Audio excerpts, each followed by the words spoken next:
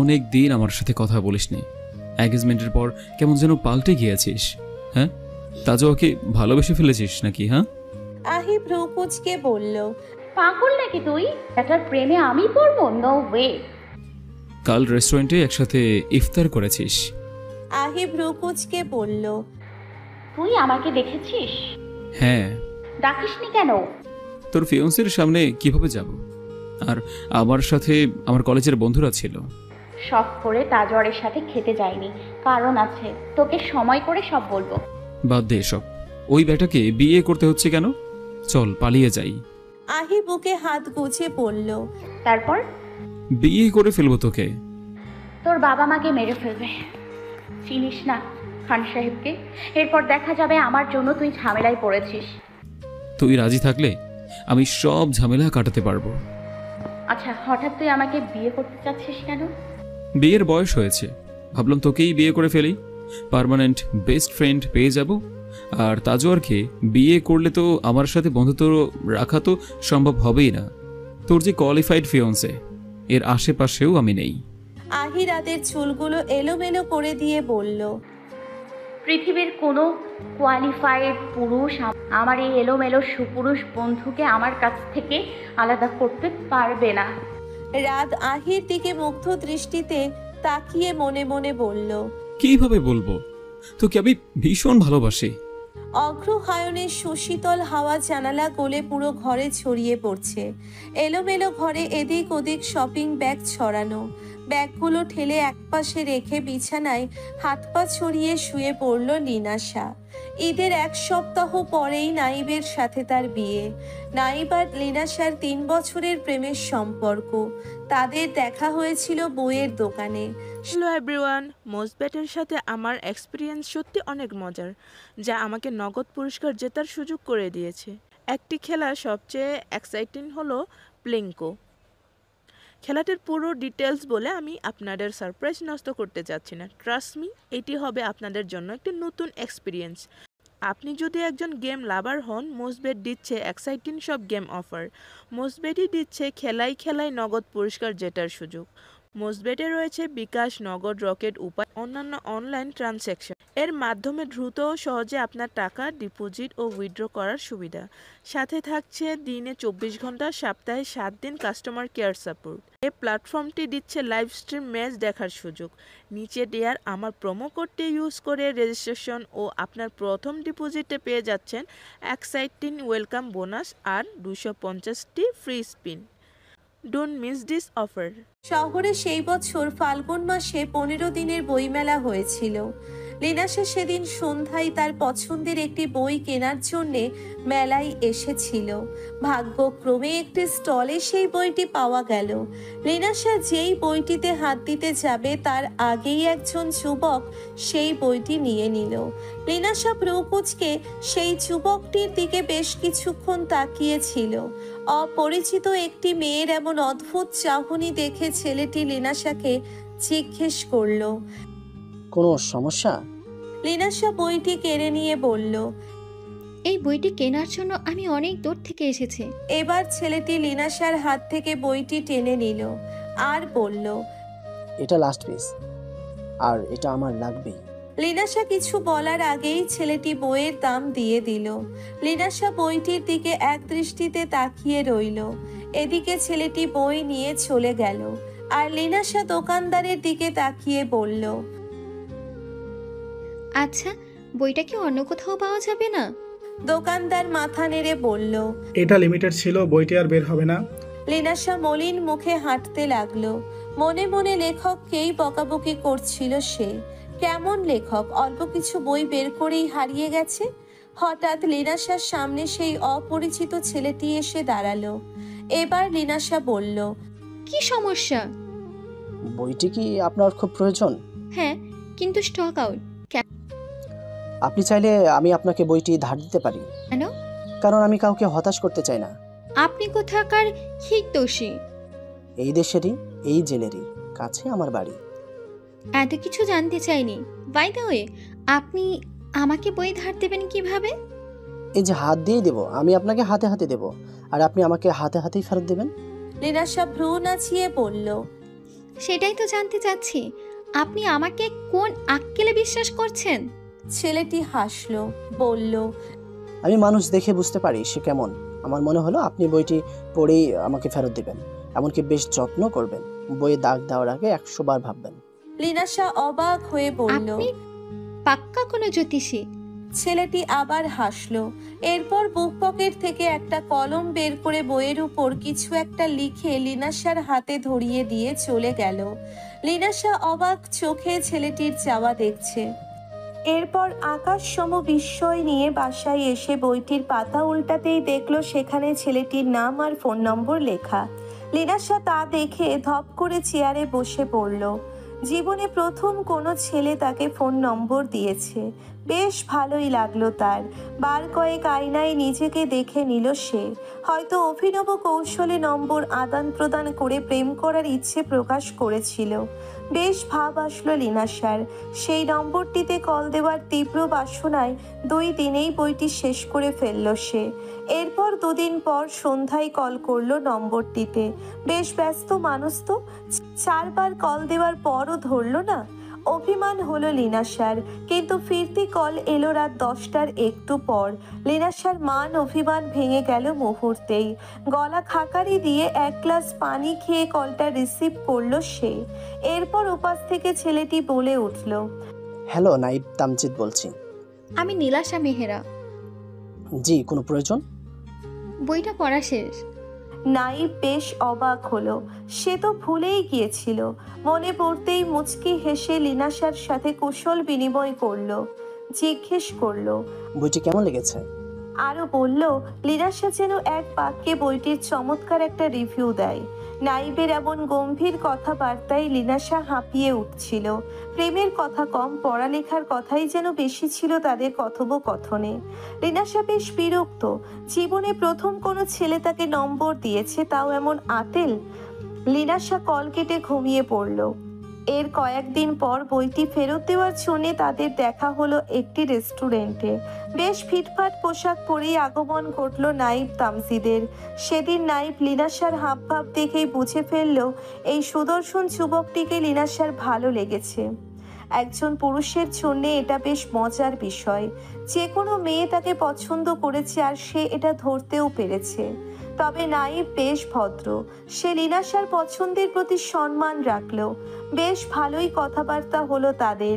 আধুনিক যুগের বিস্তর প্রভাবে দুজনের হোয়াটসঅ্যাপ নম্বরও আদান প্রদান হলো। ব্যাস, লিনাশা পেয়ে গেল সুযোগ। প্রায়ই এটা সেটা নিয়ে নাইবকে মেসেজ করতো সে। নাইবও ধীরে ধীরে লিনাশার প্রতি দুর্বল হয়ে পড়ল। দুজনের বয়সের ব্যবধান মাত্র 5 বছর। আর তখন লিনাশা পড়তো অনার্স 2য় বর্ষে। কিন্তু বয়সের তুলনায় বেশ ইম্যাচিওর ছিল সে। আর নাইব সেই ইম্যাচিওর মেয়েটিকেই একদিন ভালোবেসে ফেলল। নাইব মনে করে প্রেমিকাদের অন্তত প্রেমিকের সামনে একটু ন্যাকাবোকা হতে হয়, তবেই প্রেম জমে। নাইব আর লিনাশা বেশ ভালোভাবেই তাদের প্রেম জমিয়েছে, যার পরিণতি আজ বিয়ে পর্যন্ত গড়িয়েছে। প্রায় আধা ঘন্টা বিছানায় বিষণ্ণ মনে শুয়েছিল লিনাশা। আজ রমজানের প্রথম সপ্তাহ শেষ। 1 সপ্তাহ আগেই আহির সাথে ক্ষণিকের জন্য দেখা হয়েছিল তার। নিজের মিথ্যে অহমিকায় সেদিন আহির সাথে কথা না বলেই বেরিয়ে এসেছিল রেস্টুরেন্টটি থেকে। পরবর্তীতে নাইব বোঝানোর পর সেখানে আবার গিয়েছিল, কিন্তু গিয়ে দেখলো আহি বেরিয়ে গেছে। লিনাশার ভীষণ খারাপ লাগছে। আহির সাথে একটু বেশি বাড়াবাড়ি করে ফেলেছে সে। আর একবার দেখা হলেই জড়িয়ে ধরবে তার প্রিয় বান্ধবীকে। কত বছরের জমানো অশ্রু গড়িয়ে পড়া বাকি। এতগুলো বছরে কত শত কথা জমে আছে, সবটাই তো আহিকেই শোনাবে সে। আহি ছাড়া কে আছে তার? খানস গ্রুপে আজ বেশ বড়সড় ভাবেই ইফতারের আয়োজন করা হয়েছে। ইফতার শেষে তাজু আর আহির হাত ধরে তাকে সবার সামনে এনে দাঁড় করালো।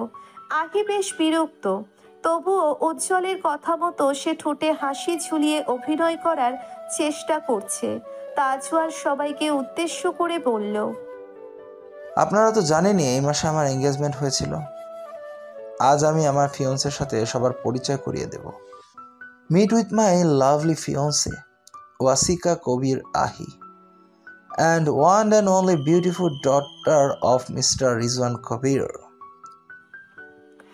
আহি উপস্থিত সবার দিকে তাকিয়ে সৌজন্যমূলক হাসি ফেরত দিতেই ভিড়ের মাঝে তার চোখ আটকে গেল আফিফের দিকে। অনেক দিন পর আফিফকে দেখলো সে। ইদানিং ক্লাসে যায় না আফিফ, অফিসে কাজের চাপ বেড়েছে, তাই হয়তো। আহি চোখ সরিয়ে তাজওয়ারের দিকে তাকালো। তাজওয়ার সবাইকে উদ্দেশ্য করে বলল, খুব শীঘ্রই আহি আমাদের বিজনেস গ্রুপে জয়েন করবে। সবাই হাততালি দিচ্ছে। আহি নিচে নেমে আসতেই তাজওয়ার তাকে একপাশে টেনে নিয়ে গিয়ে বলল, নেমে এলে যে?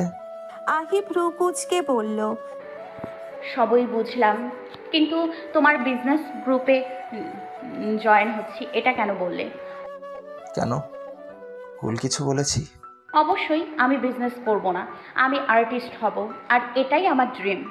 আর আমার এসব ভালো লাগে না। অন্তত এদিক থেকে কি আমি স্বাধীনতা পাবো না? তাজওয়ার আহির কোমর ধরে তাকে নিজের কাছে টেনে এনে বলল, সব করতে পারবে তুমি, পাশাপাশি বিজনেসটাও দেখবে। তাজওয়ার আহির চুলে হাত ডুবিয়ে দিল। আহি বেশ অস্বস্তি বোধ করছে, কিন্তু তাকে সহ্য করতে হবে, নয়তো সে তার আসল ধাপে যেতেই পারবে না। এদিকে আফিফ অফিস থেকে বেরিয়ে দেখলো তাজওয়ার আর আহি কাছাকাছি দাঁড়িয়ে আছে। এমন দৃশ্য দেখে হুট করেই মনটা ভারী হয়ে এলো তার। আফিফ অফিস থেকে বেরিয়ে গাড়ির জন্যে দাঁড়ালো, কিন্তু গাড়ি ডাকলো না। মনেই হাঁটতে লাগলো ফুটপাত ধরে। আহিকে তাজওয়ারের সাথে দেখে কেন খারাপ লাগবে তার? এটাই তো হওয়ার ছিল। আফিফ হাঁটতে হাঁটতেই পা ফসকে ফুটপাত থেকে রাস্তায় পড়ে গেল। তখনই দুটি হাত তাকে ওঠানোর চেষ্টা করতে লাগলো। আফিফ মুখ তুলে তাকাতেই দেখলো আহি। আফিফ উঠে দাঁড়িয়ে বলল, তুমি? আহি আফিফের দিকে কিছুক্ষণ তাকিয়ে বলল, রোজা রেখে ক্লান্ত হয়ে পড়েছেন হয়তো, শরীরটা বেশ খারাপ মনে হচ্ছে। বাইক আনেননি? না, আমি রিক্সা ডেকে দিচ্ছি। দরকার নেই। অন্য কিছু ভাববেন না। আপনি একদিন আমাকে রিক্সা ঠিক করে দিয়েছিলেন, সেদিন আমি একটু অসুস্থ ছিলাম। আজ মনে হলো আপনি অসুস্থ। আফটার অল আপনি আমার বান্ধবীর হাজব্যান্ড, এতটুকু ফর্মালিটি রাখা আমার দায়িত্ব। আফিফ প্রকোচকে বলল। ফর্মালিটি? আহি রিক্সা ঠিক করে দিয়ে বলল, কেন? ফর্মাল কিছু তো আপনি আশা করতে পারেন না। আফিফ কিছু না বলেই রিকশায় উঠে পড়ল। রিকশা চলে যেতেই আহি দীর্ঘশ্বাস ছাড়ল। আফিফের মায়া কি সে আদেও ছাড়তে পারবে? যদিও আজকাল তেমন একটা কষ্ট হয় না। জীবন তাকে এত বেশি কষ্ট দিয়ে ফেলেছে যে আর কষ্ট পেয়ে অশ্রু গড়ানোর শক্তিটুকুও তার মধ্যে অবশিষ্ট নেই। কষ্টগুলো এখন শুধু দীর্ঘশ্বাস হয়েই বেরিয়ে আসে। মলিন মুখে বসে আছে লিনাশা। নাইব তার হাত ধরে তার পাশে হাঁটু গেড়ে বসে বলল, আমি তোমাকে এভাবে দেখতে পাচ্ছি না। লিনাশা নাইবের দিকে তাকিয়ে বলল, তাহলে তোমার পেশেন্টের সাথে আমার দেখা করিয়ে দেওয়ার ব্যবস্থা করো। আমি তোমাকে ফোন নাম্বার দিয়েছি, আইকে তুমি নিজেই কল করতে পারো। তোমার কি মনে হয় আমি দেইনি? দিয়েছি, কিন্তু কথা বলার সাহস হয়নি। ও হ্যালো হ্যালো করছিল আর আমি চুপ করে বসেছিলাম। কেন করলে এমন? এত বছর পর ফোনে কথা বলা যায় না, সামনাসামনি বসেই কথা বলা উচিত। আমাদের অনেক গ্যাপ হয়ে গেছে, প্লিজ দেখা করানোর ব্যবস্থা করো। তুমি ওকে ফোন করে বলো আসতে। তোমার ফ্রেন্ড, তুমি বলতে পারছো না? লিনাশা নাইবের হাত এক ঝটকায় সরিয়ে দিয়ে বলল, ধুর, যাও তো, লাগবে না তোমার হেল্প। নাইব লিনাশার দিকে কিছুক্ষণ তাকিয়ে পকেট থেকে ফোন বের করে লিনাশার পাশে এসে বসলো। তারপর লিনাশার সামনেই আহির নম্বরে ডায়াল করলো। লিনাশা তা দেখে এক গালে হেসে নাইবের দিকে তাকালো। নাইব কানের কাছে ফোন নিয়ে লিনাশার দিকে ঘুরে বসলো। কয়েক সেকেন্ড পর কলটা রিসিভ হতেই নাইব বলল, আহি, আমি ডক্টর নাইব বলছি। তোমার সাথে কি আজ ইফতারের পর দেখা করা যাবে? আহি ভ্রুকুচকে বলল, হঠাৎ? কে একজন তোমার সাথে দেখা করার জন্য উদ্গ্রীব। লিনাশা চোখ বড় বড় করে নাইবের দিকে তাকালো। নাইব মুখ চেপে হাসছে। লিনাশা নাইবের হাতে কামড় বসিয়ে দিয়ে চাপা স্বরে বলল, এটা কেন বলছো? তুমি এটা ঠিক করনি। ওপাশে আহি চুপচাপ বসে আছে। নাইব বলল, কি হয়েছে আহি? ওকে একাই আসতে বলবেন, যেখানে আমাদের স্মৃতি জড়িয়ে আছে সেই জায়গায়। নাইব লিনাশার দিকে তাকালো। লিনাশা উৎসুক দৃষ্টিতে নাইবের দিকে তাকিয়ে আছে। নাইব কল কেটে লিনাশাকে বলল, তোমাদের স্মৃতির জড়িত স্থান কোনটা? স্কুল? ওখানে দেখা করতে বলেছে? মার্কেটে? ওখানে দেখা করতে বলেছে। স্কুল কি সন্ধ্যায় খোলা থাকে? তোমাদের স্মৃতি জড়িত স্থান কি অনেকগুলো নাকি?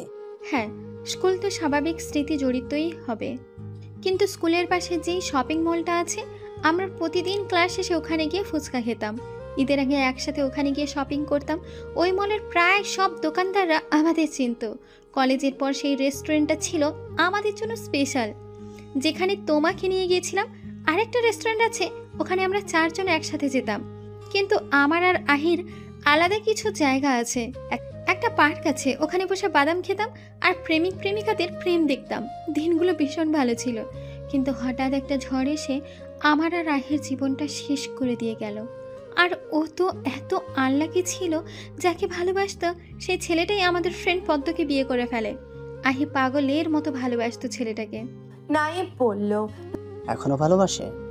জানি এত সহজে কাউকে ভুলে যাওয়া সম্ভব না, আর ওর ভালোবাসার গভীরতা অনেক বেশি।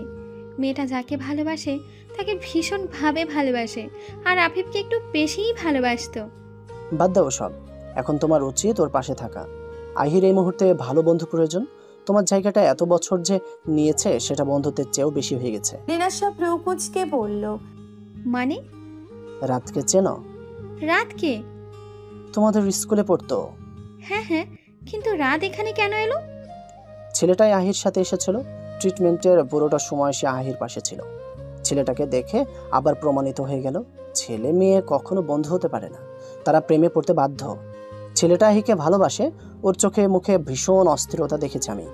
মানসিকভাবে সেও অসুস্থ, কিন্তু আহির দৃষ্টিতে রাত শুধুই তার বন্ধু। যদি আহি বিষয়টা মেনে নিতে না পারে, কষ্টটা আহিরই বেশি হবে।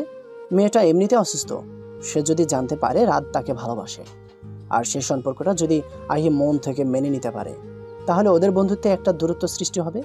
আর এই দূরত্বে সবচেয়ে বেশি আহি কষ্ট পাবে, কারণ মেয়েটা অনেক দিক দিয়েই সাফার করেছে। ইফতারের পর আহি আর লিনাশা সেই শপিং মলে চলে গেল। লিনাশা আগে থেকেই সেই ফুচকার দোকানে বসা ছিল।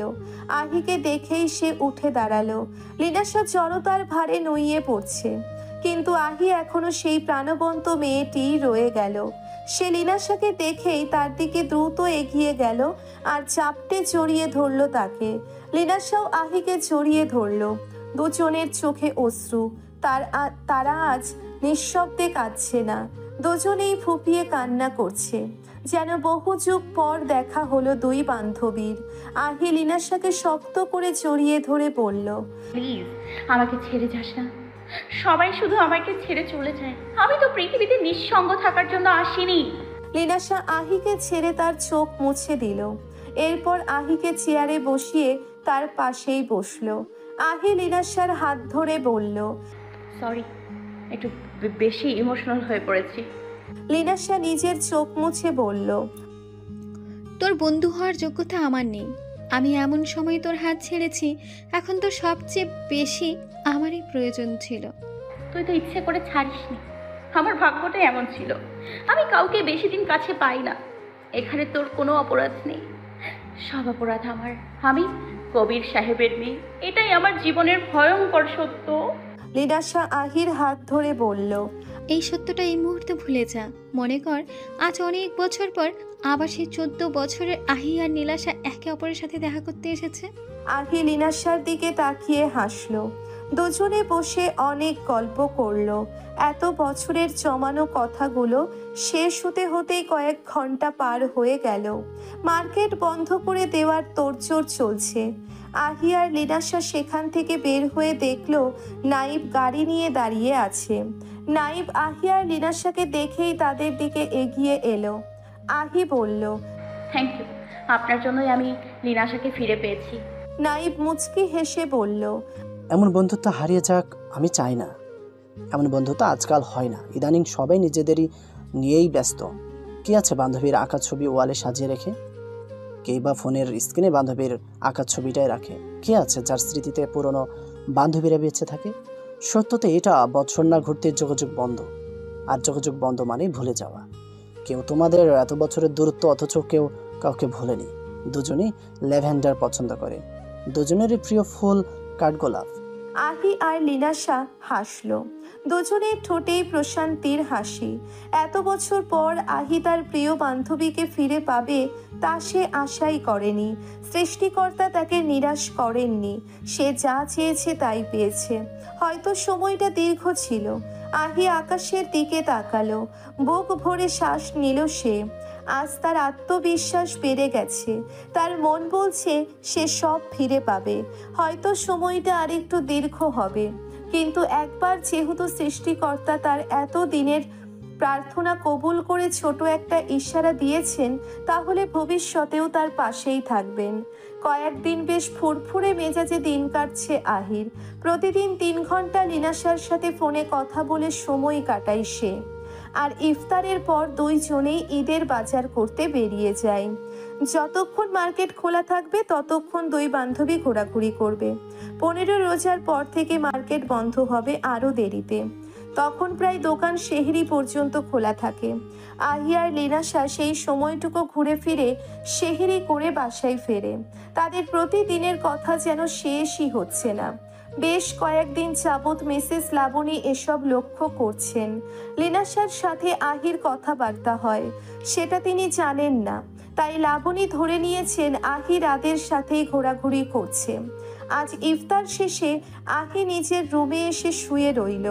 লাবণী হুট করে রুমে ঢুকে বলে উঠল, আজ থেকে তোমার বাইরে যাওয়া বন্ধ। আহি ভ্রুকুচকে বলল, কেন, হরতাল ডেকেছে নাকি? হ্যাঁ, হরতালই হচ্ছে। জরুরি অবস্থা জারি করলেও আমি আপনার সকল আইন প্রত্যাহার করব। তুমি ইদানিং বেশ উঠছো। ওরার সামর্থ্য থাকলে ধরতেই পারতেন না। আহি, মুখে মুখে কথা বলবে না। আহি বিছানা ছেড়ে উঠে বসলো। হঠাৎ কি ভেবে সে মিসেস লাবণীর কাছে এসে তার হাত মুড়িয়ে দিয়ে বলল, আমাকে আপনি নিজের ইশারায় আর নাচাতে পারবেন না, আমি যা ইচ্ছে করব। মিসেস লাবণী আহিকে ধাক্কা দিতেই আহি সরে দাঁড়ালো। এরপর পাশ ফিরে টেবিলে রাখা ফুলদানিটা ফেলে দিল। মনিয়া খালা আর চুনি শব্দ শুনে উপরে উঠে আসার আগেই আহি ধপ করে ভাঙা কাজগুলোর উপর নিজের হাত চেপে ধরল। লাবণী ভ্রুকুচকে আহির কাণ্ড দেখছে। মনিয়া খালা এসে আহিকে এই অবস্থায় দেখে তার দিকে দ্রুত এগিয়ে গেলেন। চুনি আর খালা মিলে আহিকে উঠিয়ে বিছানায় বসালো। আহি কাঁদো কাঁদো মুখে লাবণীর দিকে তাকিয়ে বলল, আমি আপনার খেলনা নই, আপনি আমার সাথে যেমন ইচ্ছে তেমন করতে পারেন না। আহি এরপর চাপা স্বরে চুনিকে বলল, তাজওয়ারকে কল দিয়ে বলো লাবণী আমাকে মেরেছে। আমি বলতে বলেছি, এটা ভুলেও বলো না। চুনি মাথা নেড়ে চলে গেল। এদিকে লাবণী তো হন হনিয়ে নিচে নেমে এসেছে। তিনি আহির বিরুদ্ধে এক গাদা অভিযোগ নিয়ে বসে আছেন। রিজওয়ান কবির বাসায় এলেন আহির ঠোঁট ছাড়াবেন এই আশায় নিজের ঘরে এসে অস্থিরভাবে পায়চারি করছেন। এদিকে চুনি তাজওয়ারকে ফোন দিয়ে ঘটনায় আরো মশলাযুক্ত করে বলল, তাজওয়ার ভাইজান, আমি চাঁদনি কইতেছি, আফারে বাজান, রক্তে ঘর বইরা যাইতেছে। আম্মা আর আমি মিল্লা রক্ত পরিষ্কার করতে করতে বেহুশ হয়ে যাইতেছি। ছোট ম্যাডাম আফারে যে মারাটাই না মারলো, কেমন চলাদ, আমার চোখ ভিজে যাইতেছে, কইবার পারতাছি না আমি আর। আপনি ছাড়া আফার আপন কেউ নাই। ভাইজান, তাড়াতাড়ি বাসায় আইসা পড়েন। তাজওয়ার কল কেটে তাড়াতাড়ি আহির বাসার উদ্দেশ্যে বেরিয়ে পড়ল। চুনি আহির কাছে এসে বলল, পা বেশি কইরা ফেলছি, রক্ত টক্ত আরেকটু চাইপা চিপা বাইর করন যায় না? মানে? ভাইজান রে কইছি, আপনি মাইর খাই রক্তে মাখামাখি হয়ে গেছেন। আহি হাতের তালুর দিকে তাকিয়ে বলল, চাঁদনি, আমার ব্যথায় হাত জ্বলে যাচ্ছে আর তুমি আছো রক্ত আরো বের করার চিন্তায়। তবে এক কাজ করা যায়, ঘর পরিষ্কার করার জন্য একটা বালতি নিয়ে আসো। এরপর আমার রঙের কৌটা থেকে লাল রং বের করে পানির সাথে মিশিয়ে দাও। অন্তত পানি দেখে ভাববে রক্ত মাখা ঘর পরিষ্কার করেছো। সস আছে ফ্রিজে, ওইটা আনি। পাগল, গন্ধ নাকে লেগেই বুঝবে এসব নাটক করছি। আফা, আপনি কি সত্যি নাটক করতেছেন? হাতে কি মিথ্যে মিথ্যে কাটা দাগ দেখেছো? না আফা, আগে ছোট ম্যাডাম কিছু কইলেই আপনি কানতেন, আর আজ হাত কাইটা গেছে আর আপনার চোখে মুখে শয়তানি হাসি। আহি ভ্রুকুচকে চুনির দিকে তাকালো। চুনি দুই গালে হাত ছুঁইয়ে বলল, তবা তবা, শয়তান তো ছোট ম্যাডাম, আপনি না। ওই ইংরাজি তো কই না, সিপ সিপ কি জানি। স্লিপ। হ হ ওইটাই, সিপ কইরা বাইর হয়ে গেছে, মুখের দোষ, আমার না। আহি চোখ ছোট করে চুনির দিকে তাকিয়ে রইল। এদিকে তাজওয়ার আহিদের বাসায় এসে সোজা আহির রুমে চলে গেল। তাজওয়ারকে আসতে দেখে চুনি দৌড়ে এসে বলল, আফা, একটু মুখটা বাঁকায় রাখেন। ভাইজান রে ওই শয়তান ম্যাডামের বিরুদ্ধে ভালোভাবে বুঝাই দেন। কান্দেন আফা, কান্দেন। তাজওয়ার আহির রুমে এসে দেখল আহি মুখ অসাড় করে বসে আছে। তাজওয়ারকে দেখে আহি ভ্রুকুচকে বলল, কেন এসছো এখানে? যাও এই মুহূর্তে, আমি তোমার অত্যাচার দিতে পারবো না। তাজওয়ার আহির কাছে এসে তার পাশে বসে বলল, কি হয়েছে তোমার? আহি ব্যথায় চোখ মুখ কুচকে ফেলতেই তাজওয়ার আহির হাত উল্টে দেখল হাতের তালুতে দাগ হয়ে গেছে। পাশে চোখ পড়তেই দেখল বালতির পানিগুলো লাল হয়ে গেছে। চুনি বালতিটা উঠিয়ে নিয়ে বলল, স্যার, যে রক্ত। আহি চোখ বড় বড় করে চুনির দিকে তাকালো। তাজওয়ার আহির চোখের দিকে তাকিয়ে আছে। চুনি চলে যেতেই আহি বলল, প্লিজ তাজওয়ার, আমাকে একা ছেড়ে দাও। একা ছাড়তে না পারলে খুন করে চলে যাও। কি হয়েছে বলবে? হরতাল ডেকেছে, আমি নাকি বাসা থেকে আর বেরোতেই পারবো না। অনেক বছর পর আমার বেস্ট ফ্রেন্ডকে পেয়েছি, সামনে ওর বিয়ে, ওর সাথে ইফতারির পর সময় কাটাচ্ছি, ওটাও মিসেস লাবণীর সহ্য হচ্ছে না। কোন ফ্রেন্ড? লিনাশা। তাজওয়ার আহিকে ছেড়ে নিচে নেমে গেল। তাজওয়ার যেতেই আহি আয়নায় নিজেকে দেখে ঠোঁট উল্টে বলল, রানীর উপর আইন চাপানোর শাস্তি তো তোমাকে পেতেই হবে মিসেস লাবণী। তোমার প্রিয় আদুরে হবু জামাই সাহেবই তোমাকে শায়েস্তা করতে এসছে। আহি তার হাতের দিকে তাকিয়ে বলল, এই হাতে আজ যন্ত্রণার মেহেদি পড়েছি, শুধু আমার শত্রুদের হারানোর জন্য, আর আমি তোমাদের সবাইকে হারিয়ে মুক্ত হব। তাজওয়ার নিচে নেমেই মনিয়া খালার মুখোমুখি হলো। মনিয়া খালাকে দেখে সে ভ্রু কুচকে বলল, মিসেস লাবণী কোথায়? মনিয়া খালা মাথা নিচু করে বললেন, বড় ম্যাডাম তার ঘরে। আহির এই অবস্থা উনি করেছেন? মনিয়া খালা চুপ করে রইলেন। তাজওয়ার গম্ভীর মুখে বলল, একটা ছুরি নিয়ে আসো। মনিয়া খালা চোখ বড় বড় করে তাজওয়ারের দিকে তাকালো। চুনি পেছনে এসে দাঁড়িয়ে বলল, ভাইজান মাইডা টেলা ফেলবেন নাকি? তাজওয়ার ভ্রু কুচকে বলল, আমি একটা কথা দ্বিতীয়বার বলা পছন্দ করি না। মনিয়া খালা পা বাড়ানোর আগেই চুনি দ্রুত পদে রান্নাঘরের দিকে পা বাড়াতে বাড়াতে বলল, আমি যাইতাছি, আমার যাইতে যাইতে সকাল হইয়া যাইব। চুনি একটা ধারালো ছুরি এনে তাজওয়ারের হাতে দিয়ে দ্রুত পিছিয়ে গেল।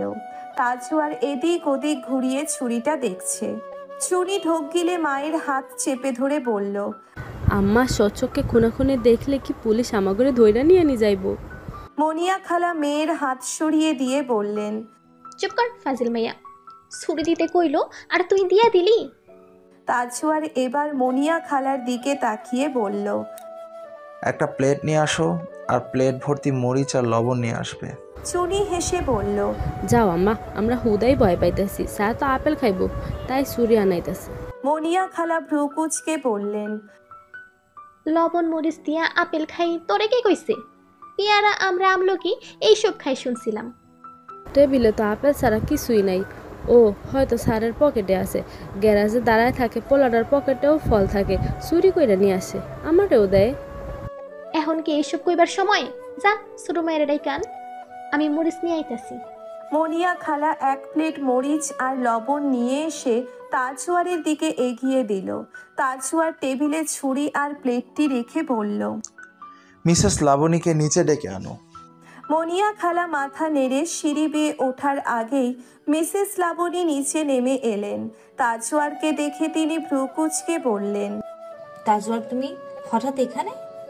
তাজওয়ার চেয়ার টেনে পায়ের উপর পা তুলে বসে ঠোঁটে হাসি ফুটিয়ে বলল, আপনাকে উপহার দিতে এসেছি। মিসেস লাবণী মৃদু হেসে বললেন, আমাকে উপহার কিসের? আপনি ভালো করে জানেন আপনি আমাকে কি দিয়েছেন। একটা উপহার তো আপনার পাওনা থাকেই। মিসেস লাবণী হেসে বললেন, বেশ তো, কি সেই উপহার? আমিও তো আগ্রহী আমার হবু জামাইয়ের উপর আগ্রহ করতে। তাজওয়ার হাসল, কপালে হাত ঘষতে ঘষতে বলল। হাত এগিয়ে দিলেই তো পাবেন।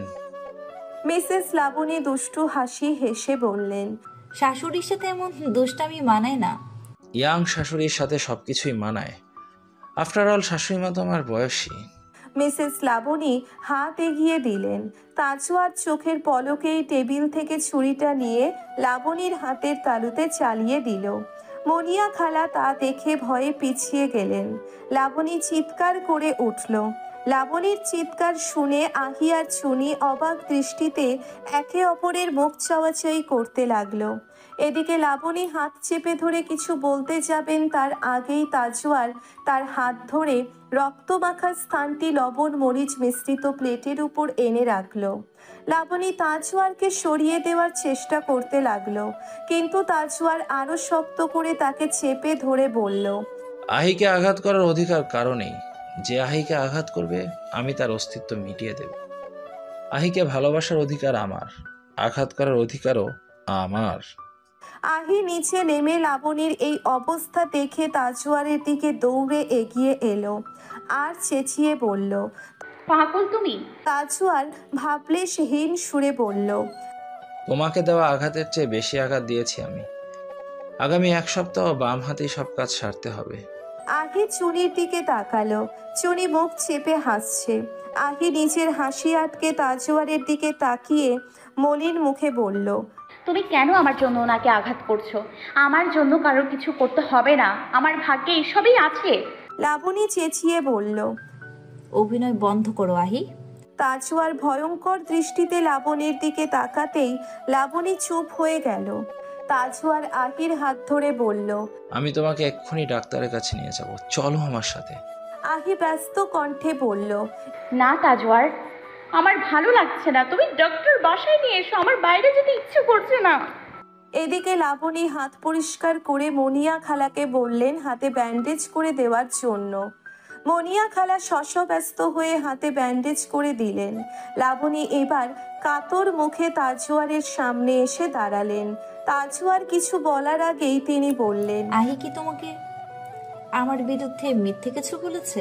দেখো, আমি কি তোর হাতের ব্যথা দেইনি, ও নিজেই এমন করেছে।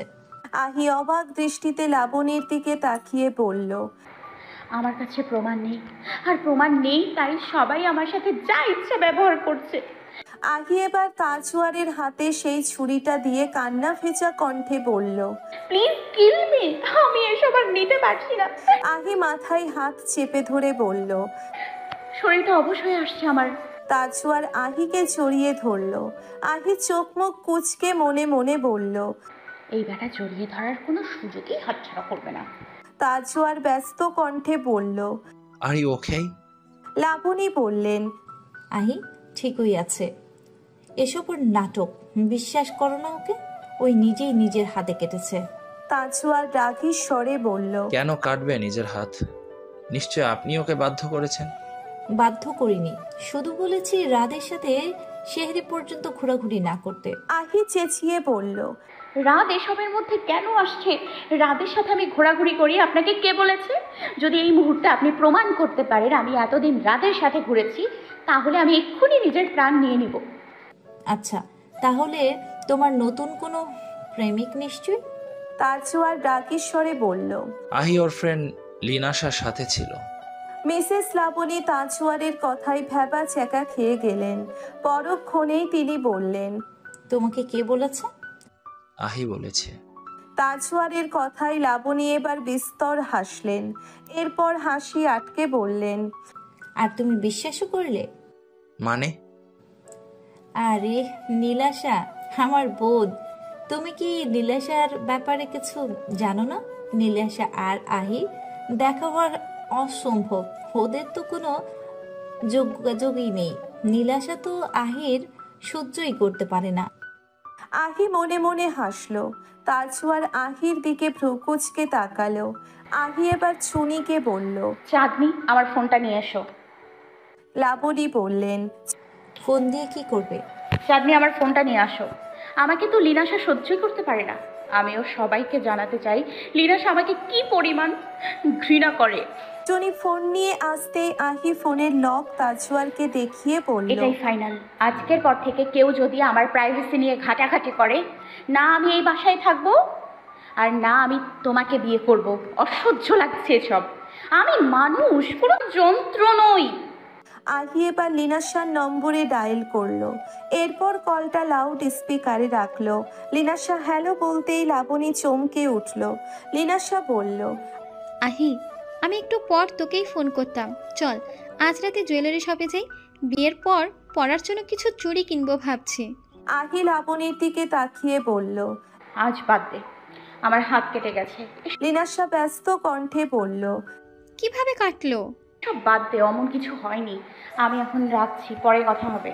আহি কল কেটে দিয়ে লাবণীকে উদ্দেশ্য করে বলল, বন্ধুত্বে মান অভিমান থাকে, কিন্তু ঘৃণা করা, অসহ্য লাগে, এই শব্দগুলো বন্ধুত্বে মানায় না। লাবণী কিছু বলতে যাবে তার আগেই তাজওয়ার বলল, আহির সাথে ফার্দার এমন বিহেভ করলে আমি এবার হাতে ছুরি চালিয়েছি মাত্র, পরের বার হাতটাই কেটে দেব। আহির যা ইচ্ছা করবে, আপনার অনুমতির প্রয়োজন নেই। রানী কারো অনুমতি নেয় না, একমাত্র রাজার আদেশ ছাড়া সে কারো আদেশে চলতে বাধ্য নয়। আর আহি তাজওয়ার খানের রানী। তাজওয়ার কথাটি বলে আহির কপালে চুমু খেয়ে বেরিয়ে পড়ল, আর যাওয়ার আগে বলল সে ডাক্তার পাঠিয়ে দেবে। এদিকে তাজওয়ার চলে যেতেই আহি লাবণীর সামনে এসে দাঁড়ালো। লাবণী ভ্রুকুচকে আহির দিকে তাকিয়ে আছে। আহি লাবণীর হাতের দিকে তাকিয়ে বলল, রাজা যেই হোক, রানীর ক্ষমতার কাছে তারা সবটাই শূন্য। দাবার ঘরে যেমন রানীর আধিপত্য বেশি, এবার আপনার চক্রে আমার আধিপত্য বেশি। এবার দেখা যাক মিসেস লাবণী মেহরার আধিপত্য কত দূর। লাবণী রাগী দৃষ্টিতে আহির দিকে তাকিয়ে রইল, আর মনে মনে বলল, তোমার এমন পরিণতি করব তুমি আর নিজের চেহারা আয়নাতে দেখতে চাইবে না।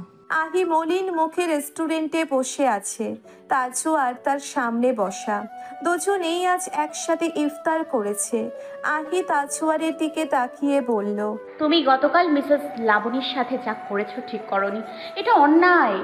কিন্তু আমার খারাপ লাগছে না। উনি আমার ওপরে এত অত্যাচার করেছে, সেই তুলনায় তার হাতে দেওয়া ক্ষতটা একদম নগণ্য। আহি তাজওয়ারের হাত ধরে কান্না ভেজা কণ্ঠে বলল, আমি মাকে হারিয়েছি একমাত্র ওনার জন্য। শুধু মাকে নয়, লিনাশার সাথেও অনেক বছর আমার যোগাযোগ ছিল না। তোমাকে আমি বিয়ে করতে কেন ভয় পাচ্ছি জানো? কারণ আমি জানি তুমি সব মেয়েদের সাথেই মেলামেশা করো। বাবাও তেমন ছিল, আর এরপর বাসায় এসে আমার মাকে কষ্ট দিত। আমি এসব দেখে বড় হয়েছি। আমার মন ভেঙে গেছে তাজওয়ার। আমি সহ্য করতে পারি না এসব। তাজওয়ার আহির হাত ধরে বলল, আমি তোমার সাথে এমন করব না আহি, তোমার জায়গাটা আমি কাউকে দেব না। আহি মলিন মুখে বলল, বিশ্বাস তো হচ্ছে না, তবু এই মুহূর্তে তোমাকে বিশ্বাস করতে ইচ্ছে করছে। কেন করছে জানি না।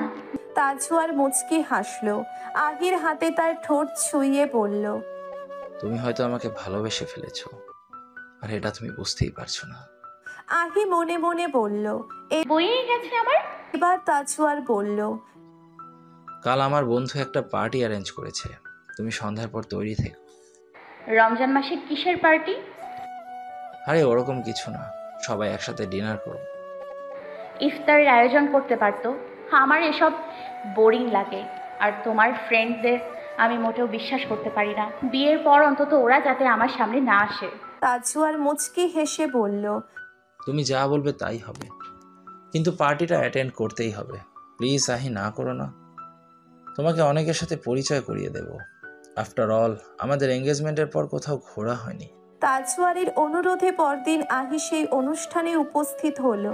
কালো জামদানি শাড়ি পরে এসেছে আহি। গাড়ি থেকে নামতেই সে চমকে উঠল, কারণ তাজওয়ার তাকে মিথ্যে বলেছিল। এটা কোনো সাধারণ অনুষ্ঠান না। আশেপাশে মৃদু আলো জ্বলছে। সুইমিং পুলের পাশে অনুষ্ঠানটির আয়োজন করা হয়েছে। পাশে খোলামেলা পোশাক পরে অনেকগুলো মেয়ে দাঁড়িয়ে নেশাদ্রব্য গ্রহণ করছে। আহি তাজওয়ারের দিকে তেড়ে এসে বলল, এটা তোমার বন্ধুর ডিনার পার্টি? তাজওয়ার বলল, রিল্যাক্স। তখনই পেছন থেকে আফিফের কণ্ঠ ভেসে আসতেই আহি পেছন ফিরে তাকালো, দেখলো আফিফ সবাইকে ওয়াইন গ্লাস এগিয়ে দিচ্ছে। আহি তা দেখে তাজওয়ারের দিকে তাকিয়ে বলল, কি হচ্ছে এসব?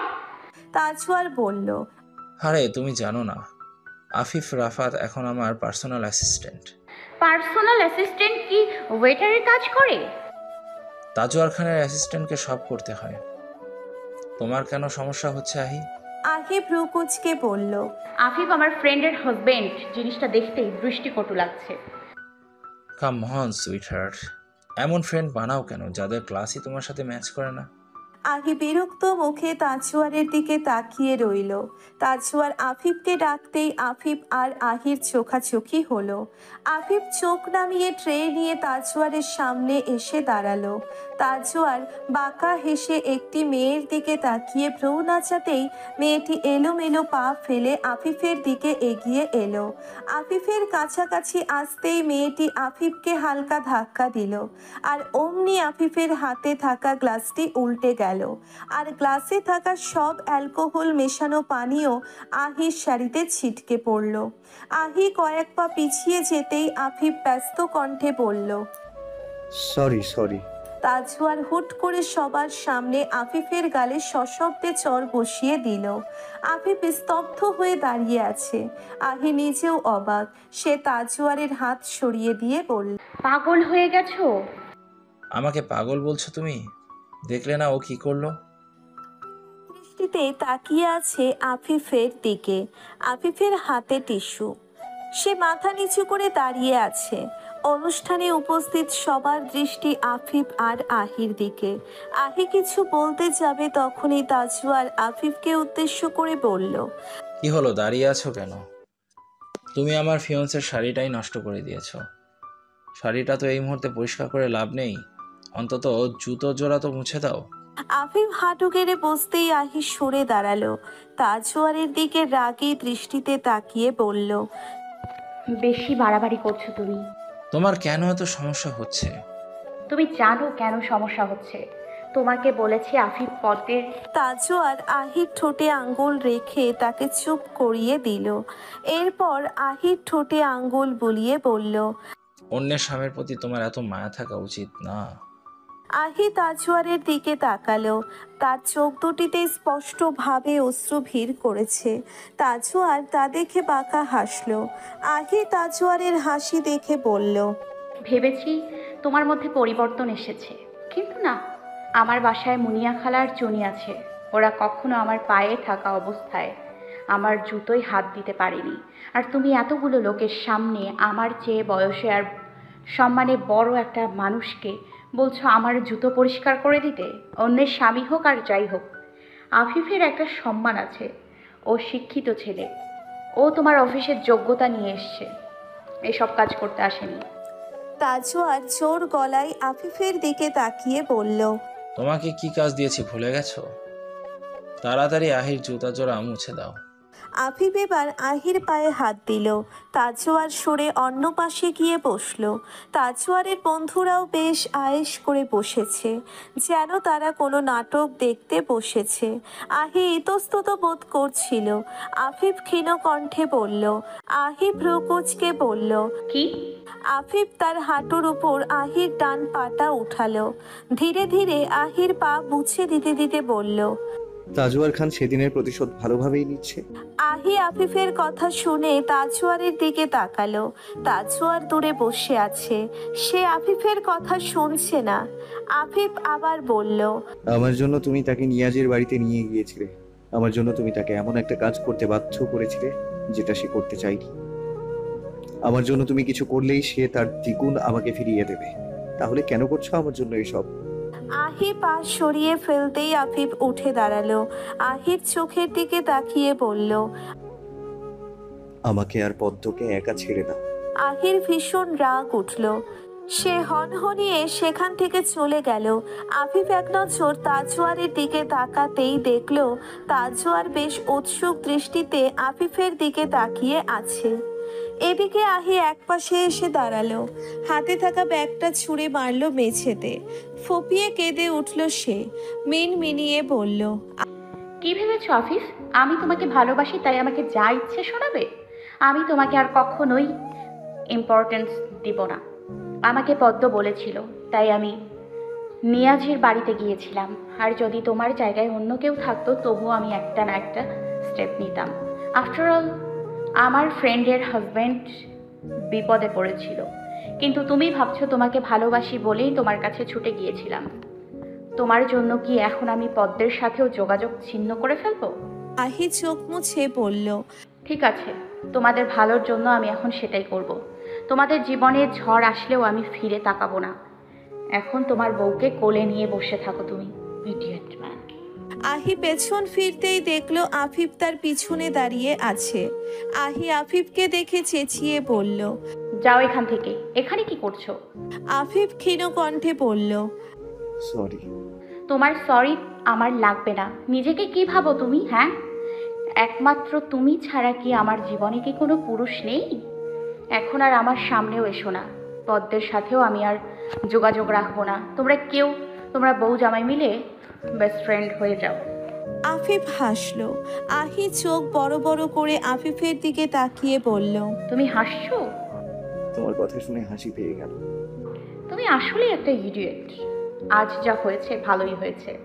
এখন থেকে প্রতিদিন তাজওয়ার তোমার সাথে এমনই করুক, খুশি হব আমি। আফিফ এবারও মুখ চেপে হাসলো। তা দেখে আহি হনহনিয়ে চলে গেল। হেমন্তের রাত, খোলা আকাশের নিচে মত্ত হয়ে আছে কিছু কপোতি। আহি অবাক দৃষ্টিতে তাদের দিকে তাকিয়ে আছে। এমন পবিত্র মাসেও তাদের মধ্যে কোনো শৃঙ্খলা নেই। এমন একটা অসুস্থ পরিবেশে কিভাবে সে তার বাকি জীবন কাটাবে ভাবতেই তার শরীরটা অসাড় হয়ে আসছে। আহি তার সামনে থাকা ঝুলন্ত রং বেরঙের বাতিগুলোর দিকে তাকিয়েছিল। হঠাৎ তার কোমরে কারো স্পর্শ পেতেই আহি চোখ মুখ কুঁচকে বলল, তাজওয়ার প্লিজ, ভালো লাগছে না এসব। কথাটি বলতে বলতেই আহি পেছন ফিরে তাকিয়ে দেখলো তাজওয়ারের বন্ধু অর্ণব দাঁড়িয়ে আছে। আহি অর্ণবকে দেখে রীতিমতো অবাক হলো। ভ্রু কুঁচকে বলল, তুমি এখানে? অর্ণব বাঁকা হেসে বলল, কেন, অন্য কাউকে আশা করেছিলে বুঝি? আহি অর্ণবের পাশ কেটে চলে আসতে যাবে, তখনই অর্ণব তার হাত ধরে আটকালো। আহি এক ঝটকায় অর্ণবের হাত সরিয়ে দিয়ে বলল, আমার সাথে এমন নোংরামি করবে না। অর্ণব হেসে বলল, নোংরামির কি দেখলে আহি?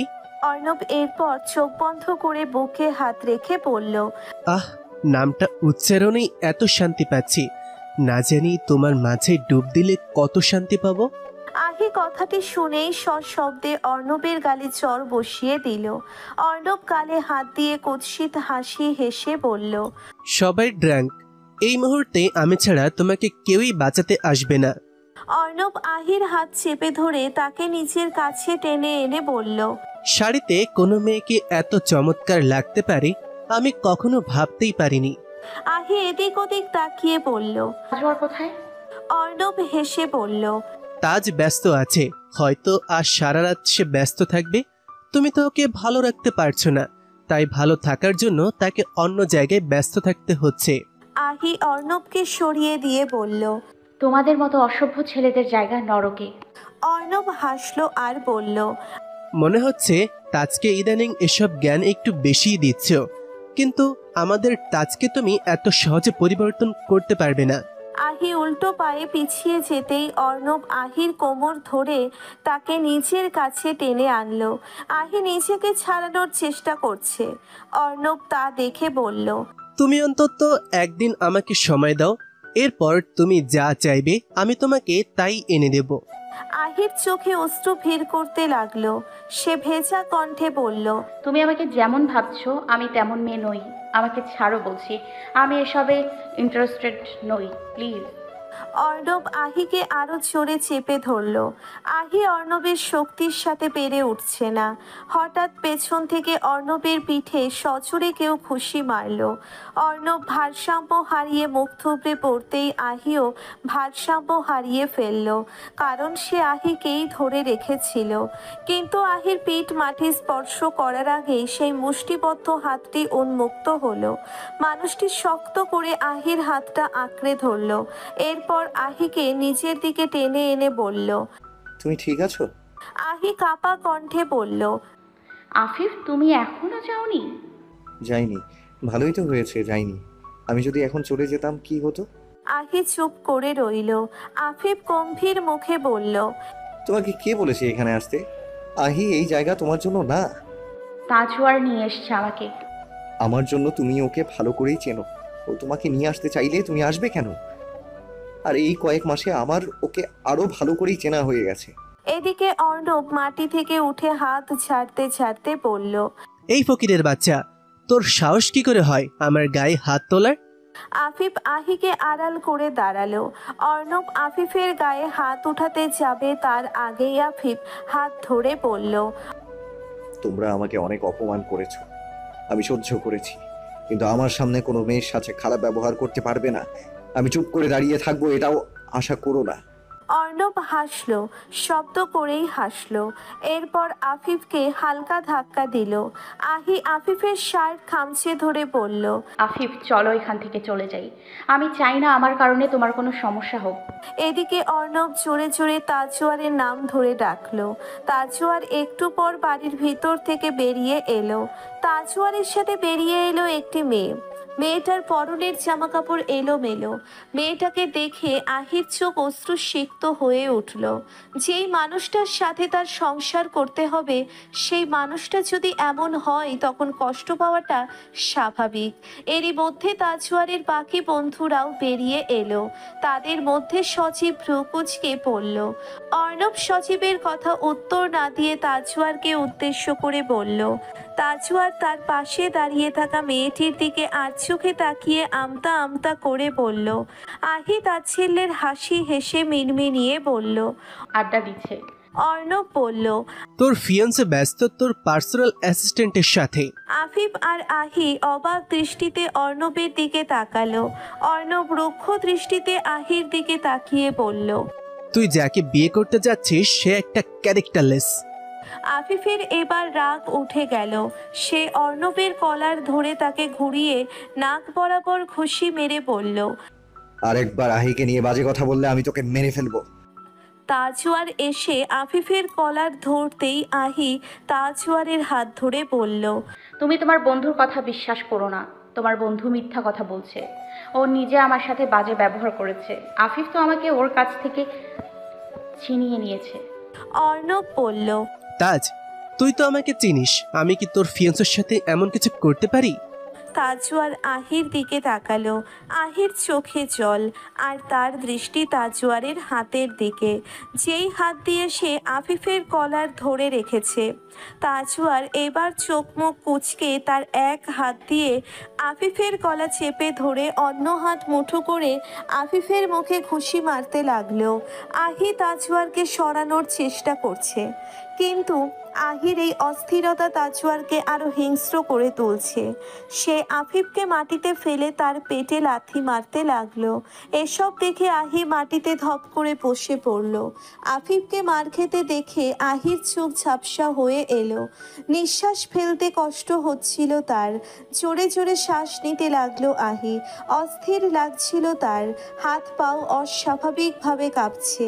হাত দিয়ে শক্ত করে মাটি আঁকড়ে ধরে আছে আহি।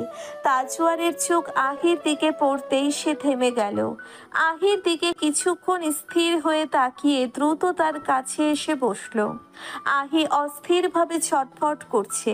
আফিফ মাথা তুলে আহিকে দেখে উঠে বসার চেষ্টা করতেই অর্ণব এসে আফিফের পিঠে আর একটা লাথি মারল। এদিকে তাজওয়ার আহির হাত ধরে বলল, কি হয়েছে তোমার? সে তাজওয়ারের দিকে তাকালো, আর শরীরের যতটুকু শক্তি ছিল সেই শক্তি দিয়েই সে তাজওয়ারের চুলগুলো টেনে ধরল। তাজওয়ার সজীবকে বলল, পানি নিয়ে আয়। সজীব পানি আনতেই তাজওয়ার সেই পানি হাতে নিয়ে আহির মুখে ছিটিয়ে দিল। একটু পর আহির স্বাভাবিক হতেই তাজওয়ারকে ধাক্কা দিয়ে সরিয়ে দিল। এরপর তার কাপা শরীর নিয়ে আফিফের কাছে এসে বসল। আফিফের মাথাটা উঠিয়ে নিচের কোলের উপর রাখলো। অস্ফুট স্বরে ডাকলো, আফিফ। আফিফ চোখ খুলে কাপা কণ্ঠে বলল, এবার খুশি হয়েছো? আহি মলিন মুখে আফিফের দিকে তাকিয়ে আছে। তখনই তাজওয়ার আহির কাছে এসে তাকে টেনে উঠালো। আহি তাজওয়ারকে আবার ধাক্কা দিয়ে সরিয়ে দিল। কাপা কণ্ঠে বলল, যেই ছেলেটা আমাকে বাঁচিয়েছে তুমি তাকে মেরেছো। তুমি আমাকে কেন এনেছো এখানে? নিলাম করতে এনেছো? আমার বাবা তো আমাকে তোমার কাছে বিক্রি করে দিচ্ছে। তুমিও এখানে তোমার বন্ধুদের কাছে আমাকে বিক্রি করতে এনেছো, তাই না? আফিফের নাক ফেটে গেছে, নাক বেয়ে রক্ত গড়িয়ে পড়ছে, মাথাটাও ভো ভো করছে তার। সে কোনোভাবে উঠে দাঁড়িয়ে আহির হাত ধরল।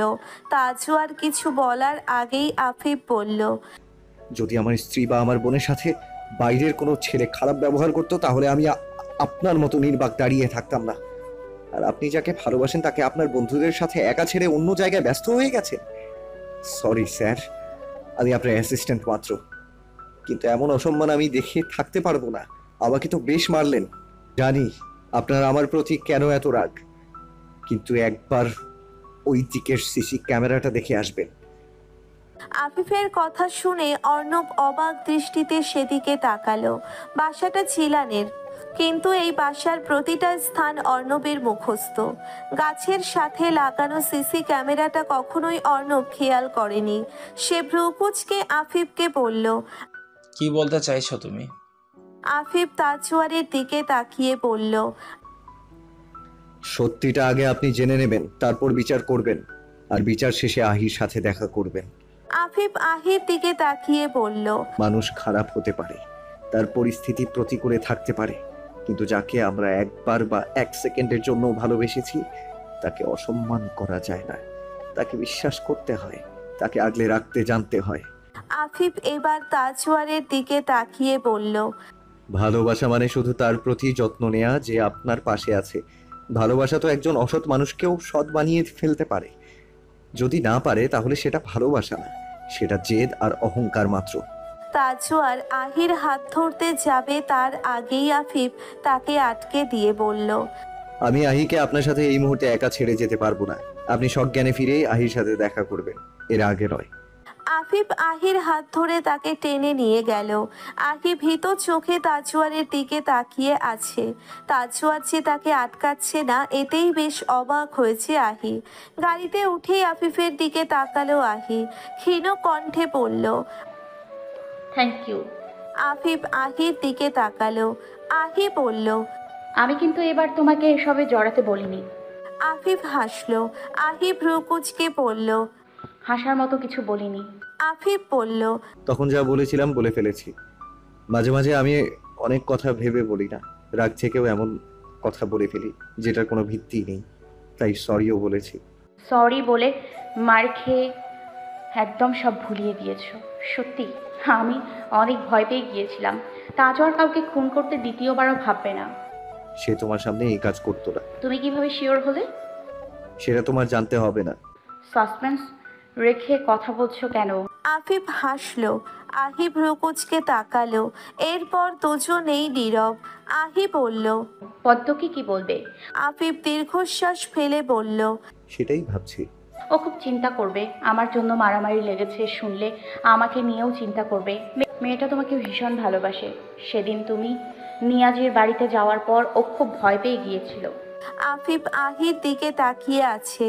আহি পাশ ফিরতেই সে চোখ সরিয়ে নিল। আহি বলল, সরি। আফিফ ভ্রুকুচকে বলল, সরি কেন? বেশি মেরেছে তাজওয়ার, তাই না? আহি ড্রাইভারকে বলল হাসপাতালের দিকে ঘুরিয়ে নিতে। আফিফ বাধা দিল না। এই মুহূর্তে প্রাথমিক চিকিৎসা প্রয়োজন। শরীরটা বেশ ব্যথা করছে তার। হাসপাতালে পৌঁছে আফিফকে মুখের এক্সরে করতে বলা হলো। ব্যথার ঔষধও লিখে দেওয়া হলো। আহি ঔষধগুলো কিনে আফিফের হাতে দিয়ে বলল, এক্সরে কল করতে হবে। চলো তোমাকে আমার বাসায় নামিয়ে দিয়ে আসি। তুমি আমাকে নামিয়ে দিয়ে আসবে? তোমাকেই তো বাসায় পৌঁছে দেওয়ার জন্য একজন প্রয়োজন। আহি চুপ করে রইল। আফিফ বলল, আহি, আমার একটা হেল্প করতে পারবে? হ্যাঁ বলো। আজ রাতের জন্য আমাকে বাইরে থাকার ব্যবস্থা করে দেবে? আসলে আমার তেমন একটা বন্ধু নেই, যে আছে সে এখানে থাকে না। বাসায় মা খুব অসুস্থ, এই অবস্থায় মাকে দেখলে বেশ চিন্তায় পড়ে যাবে। পদ্মকে তো বুঝিয়ে ফেলতে পারবো, মায়ের তো বয়স হয়েছে, বোঝাতে গেলেও বুঝবে না। তাই আমি এই অবস্থায় বাসায় যেতে চাচ্ছি না। বাসায় বলবো কাজের জন্য বাহিরে আছি। আহি কিছুক্ষণ ভেবে বলল, রাত তো ফ্যামিলি নিয়ে থাকে, ওখানে সম্ভব না। লাবিব হোস্টেলে থাকে, ওকে ফোন করব? করে দেখো। আহি লাবিবকে ফোন করলো, কিন্তু লাবিব রিসিভ করে বলল সে এখন কক্সবাজার। আফিফ হতাশ হলো। এবার আহি কিছু একটা ভেবে বলল, আচ্ছা আমার সাথেই চলো। তোমার বাসায় সম্ভব না। আহি হেসে বলল, জানি আমার বাসায় একদমই সম্ভব নয়, কিন্তু মায়ের বাসায় সম্ভব। এরপর আহি আফিফের ফোন থেকে সালমা ফাউজিয়াকে কল করলো। তারপর সে আফিফের ব্যাপারে বলতেই তিনি আফিফকে নিয়ে আসতে বললেন। এরপর আহি আফিফকে নিয়ে তার মায়ের বাসায় এসে পৌঁছলো।